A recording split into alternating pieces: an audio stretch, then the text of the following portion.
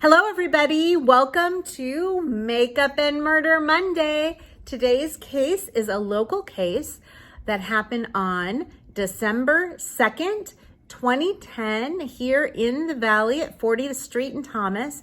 We are going to focus today on the murders of Nicole Glass and Melissa Mason.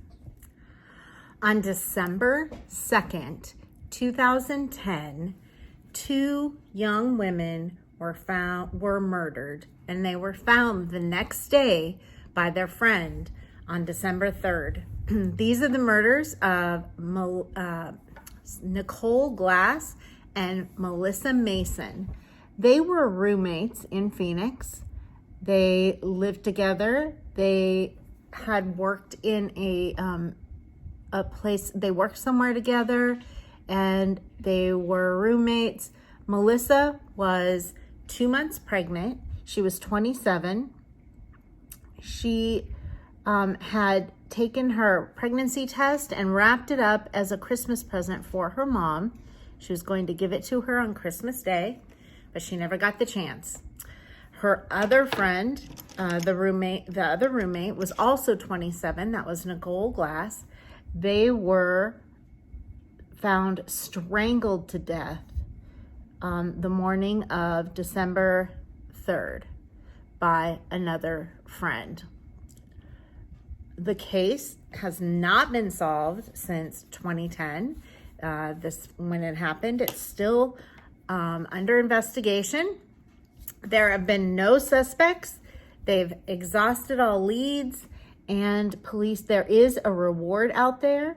In fact, just as recently as a few days ago, I found that on Facebook, ABC 15 had posted a message saying that there is a reward and they are still looking for leads in this particular case. So it is still something that is being investigated. It's just something that has not been solved. So let me tell you a little bit about these women. So Melissa Mason, who was pregnant at the time of the murder, she was 27, and she had just recently graduated from the Pima Medical Institute, where she was hoping to become a dental hygienist. I think she was actively seeking a job to be a dental hygienist at the time of her murder. She was currently working as a bartender at a Phoenix strip club, and it was called the Sweet Spot.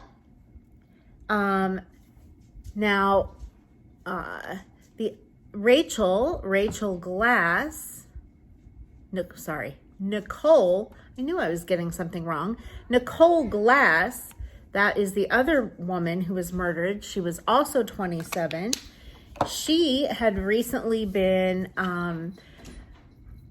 charged in a 2009 drug investigation that had dozens and dozens of defendants. She was one of the defendants. She decided to take a plea deal, but she felt pressured to take the plea deal, apparently, so she was appealing that particular plea deal for this drug charge. The family said that she was appealing it, and online court documents proved that as well. She was on probation, and her mother said, how devastated they were. I mean, it was right before Christmas, December 3rd. Both mothers talked to the press. They were just devastated. Everybody said how loving and generous and kind both ladies were, what good friends they were. The managing partner of the Pantera Show Club said that Mason had been working as a bartender for 3 years at that place called the Sweet Spot, and that he described her and her friend Nicole as great girls, really smart, really kind, really nice, and that it was such a tragedy that this happened. They were obviously really well loved. They apparently, according to police, according to everyone, they had no enemies. They were just super well. Sorry, my cats are going crazy right now. I don't know what's happening. They were just really loved, really kind, really appreciated in their fields. And they were, they were young. They were 27. They were up and coming. They were getting their lives together. And of course, and also bringing a baby into the world. So it's just really tragic that this happened. Now, when the girls were found murdered in 2010, there were 0 leads. I mean, nobody had any idea who could have done this or why it could have happened. Well, in 2015, according to this article by Fox 10 News,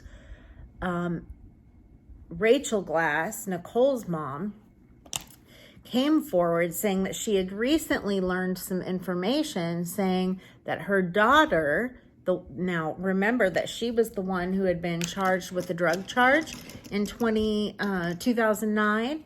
She said that her daughter had recently been a confidential informant for the Phoenix Police Department. She had been involved in a large drug conspiracy and money laundering case. And she now believes, at the time anyway, in 2015, she believes that there was a hit out on her daughter for cooperating with the police. She actually filed a lawsuit with the police department, against the police department, because according to her, and I quote, "We believe there will be information that comes to light that indicates the police did not take adequate steps to protect her." This is from their attorney. At this point, the lawsuit will enable us to find out more information. It gives us the gateway of to find out what really happened. There are some individuals in the police department that know of her details with their work with them. So they were still trying to figure out what happened, but that kind of provided a little bit of information that even the mom didn't know at the time.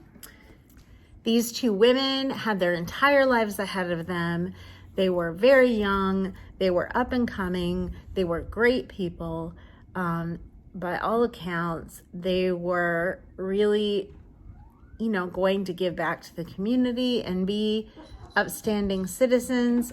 Whether they were or not, that doesn't even matter. You don't deserve to be murdered, but these women seem to have been. Nicole Glass obviously was involved with being confidential informant with the police and had been charged with drugs, but was apparently on probation and appealing that particular charge. But anyway, the families, they have struggled every single year since 2010 when this has happened. They continue to do vigils. They're asking if anybody comes forward, if anybody knows anything, to come forward. Silent Witness is offering a $9,000 reward for information on the case. So just keep it in mind.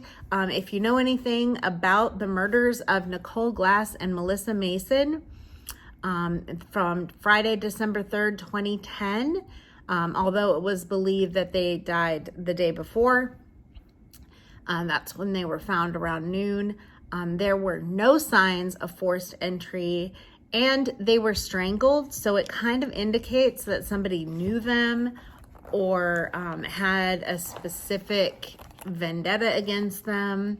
So that's strangulation is usually more personal, and the fact that there were no signs of forced entry, the women might have known the intruder, the person who killed them.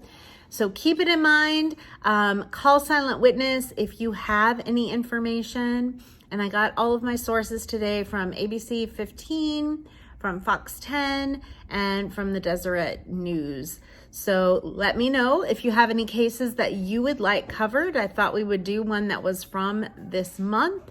I try to stay local, but thank you for watching and stay beautiful. Bye.